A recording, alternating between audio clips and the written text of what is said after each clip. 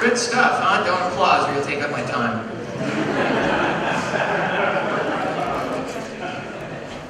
Hi, I'm Richard Lazar, and I'm going to spend the next hour sharing some information about what happens when technology innovation and regulation collide.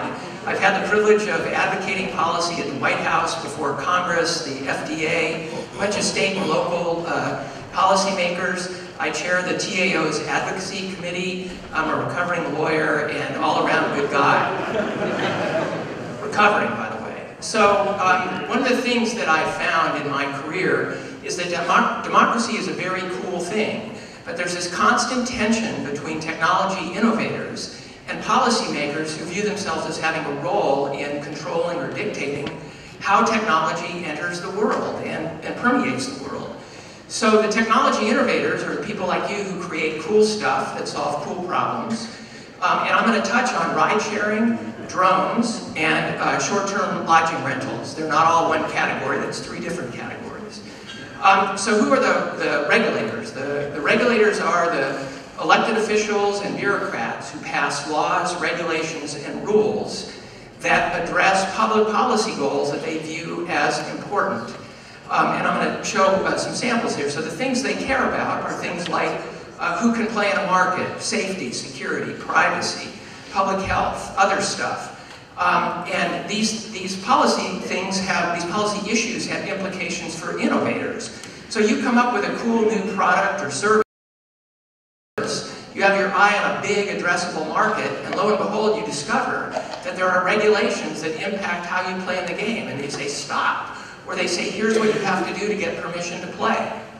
So regulators can impact you in a number of ways. They can keep you out of markets. They can dictate how you operate in a market in a heavy way or a light way, and they can impact how you price your products and even whether you make a profit. They can dictate pricing. So regulation can have big impact on technology innovation, and here's some examples. But as I said, it really dictates who can play and what the rules of engagement are when you enter new markets that are in fact regulated. So in the ride-sharing world, regulators care about things like safety and accessibility, but they also talk about things like creating monopolies in markets and regulating rates and things of that nature. And the question is, should they? In the short-term rental market, policymakers care about a lot of things, but the thing they care about most is tax collection. And in Portland, for example, they now require Airbnb and VRBO and others to report hosts and whatnot so they can collect taxes. In the drone world, the 2 big issues are safety and privacy. We don't want drones crashing airplanes, and we also don't want them spying in ways they shouldn't. 15 seconds goes by really fast, by the way. So what do you care about when you deal with regulators? You want permission to enter markets, and that may mean changing existing regulations or trying to avoid regulations that exist. And you want to promote a light touch, not a heavy touch of regulation, and those matter. What are strategies to succeed when you're dealing with regulators? The 2 I'll highlight here in this short time are engage with regulators. They enjoy conversations, they want to talk to you and hear your side of the story. Also, you want to be transparent and trustworthy. If you misinform policymakers, you'll lose, it'll take you longer and cost you more. Never underestimate politics and the influence of politics. You will be shocked to know there are people with money, influence, and connections that allow them to get their way, regardless of what the policy implications are.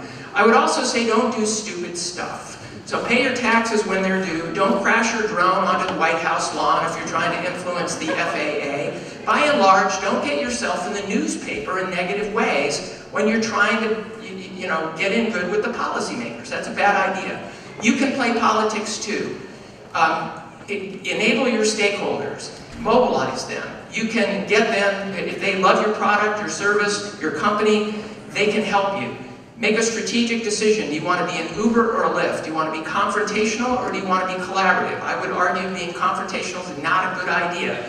Being collaborative is a better tactical choice. Everybody makes their own decisions that way. At the risk of my own personal safety, I will say that the idea of using 1934 regulations to regulate the so-called net neutrality, which may be a good goal, with 450 pages of regulations is a bad idea, and yet technology innovators demanded those regulations. Be careful what you wish for.